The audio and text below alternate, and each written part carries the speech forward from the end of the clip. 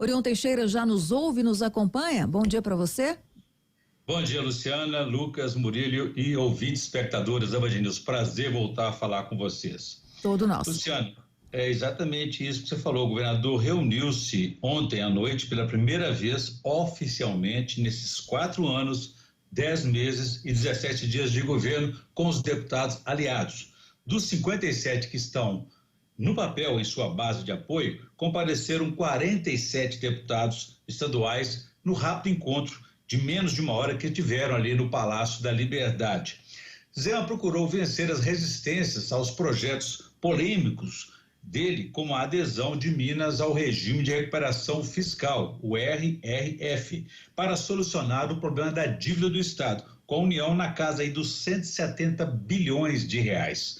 Para isso, Zema usou, como gosta de fazer, uma figura de linguagem. Disse ele que a dívida de Minas é como um tumor que requer uma cirurgia arriscada, no caso, a adesão ao regime de recuperação fiscal. Se não fizer, segundo ele, o risco é maior. Esse foi o principal alerta deixado pelo governador ao defender a medida e outras paralelas, como as privatizações da CEMIG e da Copasa.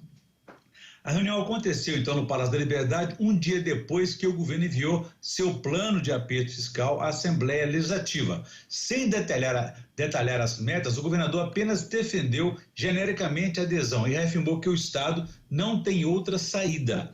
Sugeriu aos deputados que até convidassem autoridades de outros estados, onde já aconteceu a adesão, para falar sobre a experiência deles. A dívida de Minas com a União, como disse aí, na casa dos 170 bilhões de reais no mês de agosto, cresceu quase 10 bilhões de reais em apenas 8 meses. No próximo dia 20 de dezembro, ainda vence o prazo dado pelo Supremo Tribunal Federal para que Minas faça adesão, adote uma solução qualquer, mas volte a pagar o serviço mensal da dívida. Ainda em sua fala, Zema pediu formalmente então o apoio dos 47 deputados que atenderam ao chamado para esse encontro. A base de Zema é de 57, como disse aqui, deputados em tese, mas na prática tem tido dificuldades até mesmo para reunir o quórum mínimo para sessões de votação, que é de 39 deputados. Por conta dessa incerteza é que Zema apresentou duas PECs, duas propostas de emenda constitucional. A primeira delas é reduzir o quórum qualificado dessas votações polêmicas de 49 deputados, de 48 deputados para 39 deputados. Afeta aí naturalmente a autonomia da Assembleia em decidir. A outra PEC pede que os deputados retirem da Constituição o chamado referendo, a consulta popular em caso de privatizações. Enfim, então esses foram os recados dados por Zema, e no evento ainda foi exibido um filmete de 4 minutos em defesa da privatização da CEMIG e da Copasa. Zema também reafirmou sem muita convicção que não pretende congelar os reajustes salariais do funcionalismo público. Criou até uma nova nomenclatura ao afirmar que no período de adesão ao regime, previsto inicialmente para 9 anos, dará 2 revisões salariais. Não explicou o que é isso e em qual período as revisões seriam feitas. Até onde sabemos, reposição salarial recompõe e atualiza os salários diante da inflação, normalmente dos últimos 12 meses. Reajuste salarial é o índice que é aplicado de aumento acima da inflação. Revisão salarial não tem uma definição objetiva. Então, mais do que isso, em 3 anos, Zema vai deixar o governo. E pode dizer que lá na frente, no 4º, no 5º, 6º ano, a revisão seria feita por outro governador. Enfim, tudo somado, a reunião foi boa para Zema, o clima foi ameno, os deputados saíram de lá manifestando intenção de apoiar o governo, mas esperam ser melhor tratados por alguns secretários, dos quais eles reclamaram diretamente com o governador.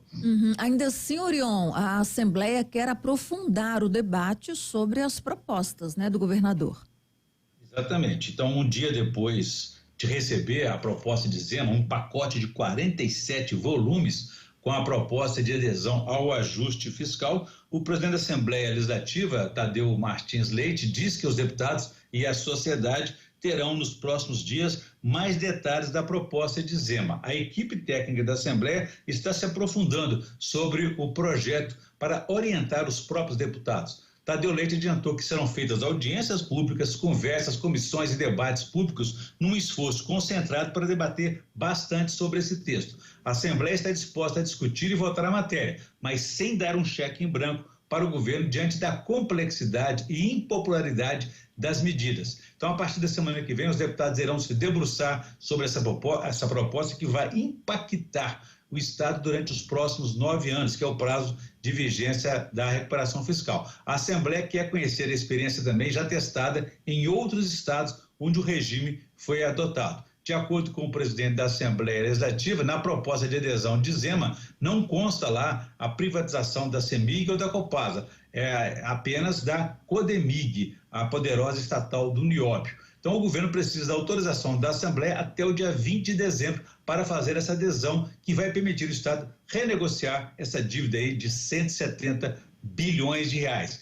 Paralelamente, a oposição promete dificultar a tramitação desses projetos e o funcionalismo público, como já informamos, convocou uma paralisação para o próximo dia 7, em protesto contra o congelamento dos salários, esse risco que existe ainda aí. Então, o chamado para greve geral foi feito pela Frente Mineira em defesa dos serviços públicos. Luciana.